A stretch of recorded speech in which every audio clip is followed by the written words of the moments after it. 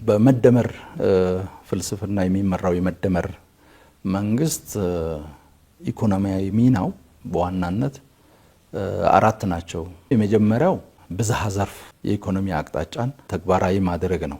በተለይም መዋቅራዊ ሽግግርን ለማምጣት ለአየር ንብረት ለውጥ እና ለተለዋዋጭ ሁኔታ አይበገሬ የሆነ አረንጓዴ ኢኮኖሚ ለመገንባት በሚያስችል መልኩ ብዝሃ ዘርፍ አቅጣጫን ተከትሎ የኢትዮጵያን ብልጽግና ማፋጠን ነው። ሁለተኛ ብዝሃ ተዋናይ አቅጣጫ ነው የሚከተለው። በኢኮኖሚ ውስጥ ሚና ያላቸው አካላት በሙሉ ሚናቸውን በአግባቡ እንዲወጡ ማድረግ።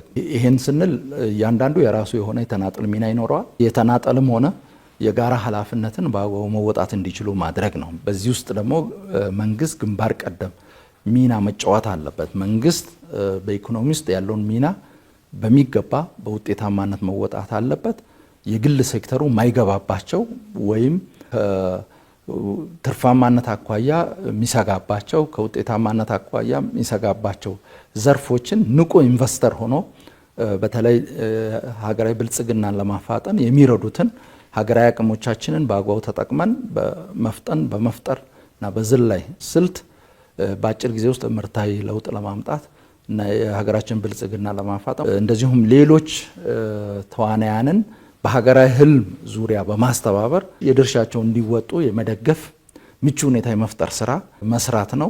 ከዛ ውጪ ደግሞ በግል ሴክተር በውጤታማነት ሊፈጸሙ የሚችሉ ጉዳዮችን ለግል ሴክተሩ የመተው እና የግል ሴክተሩ ያንን በውጤታማነት እንዲወጣ የማድረግ በአጠቃላይ ከረጅም ጊዜ አኳያ የግል ሴክተሩ በኢኮኖሚ ውስጥ ሊኖረው የሚችለውን ሚና ታሳቢ በማድረግ ከወዲሁ የማዘጋጀትና ለዛ የማብቃት ስራ መስራት ነው።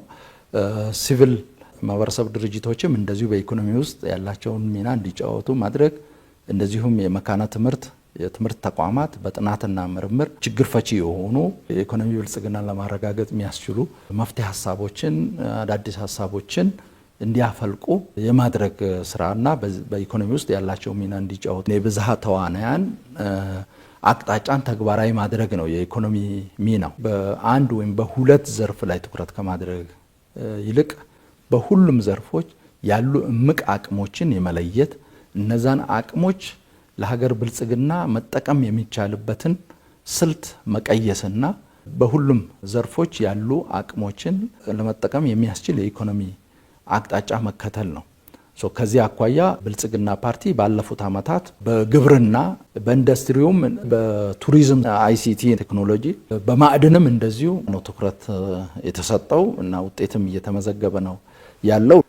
ስለዚህ የኢኮኖሚ አቅጣጫችን ትልቅ ውጤት እያመጣ መሆኑን ማየት ይቻላል።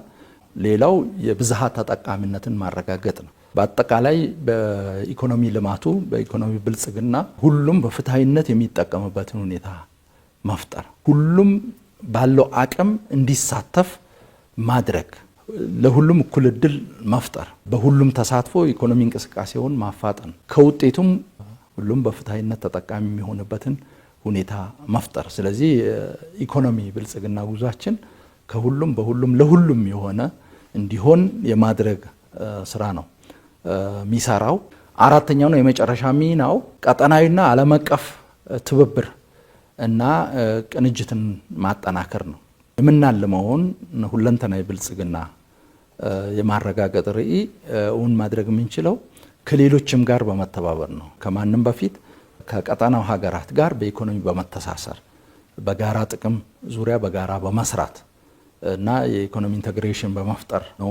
ከዛ በተጨማሪ ደግሞ በዓለም አቀፍ ደረጃ ፍትሃዊ የሆነ ስርዓት እንዲኖር በሀገር ውስጥ የምናመርታቸው ምርቶች በዓለም ገበያ ላይ የተሻለ እድል እንዲያገኙ የሚያደርግ ከዓለም የምንፈልገውንም በሚፈለገው ጊዜ እና መጠን እና ጥራት ማግኘት የሚያስችለን ሁኔታ እንዲፈጠር ከሌሎች ዓለም አቀፍ ተቋማትም ጋር በትብብር የመስራት አቅጣጫ ነው የሚከተለው። ስለዚህ በሀገር ውስጥ ብዝሃ ዘርፍ አቅጣጫን፣ ብዝሃ ተዋናያን አቅጣጫን እና ብዝሃ ተጠቃሚነትን የማረጋገጥ ጉዳይ ይሄ በአንድም ሆነ በሌላ መልኩ ከውጭም ጋር የተሳሰረ ስለሆነ ደግሞ ጠንካራ ቀጠናዊና ዓለም አቀፋዊ ትስስርና ትብብር መፍጠር ሌላው ሚና ነው። ስለዚህ እነዚህን ሚናዎች ለመወጣት ነው የሚሰራው።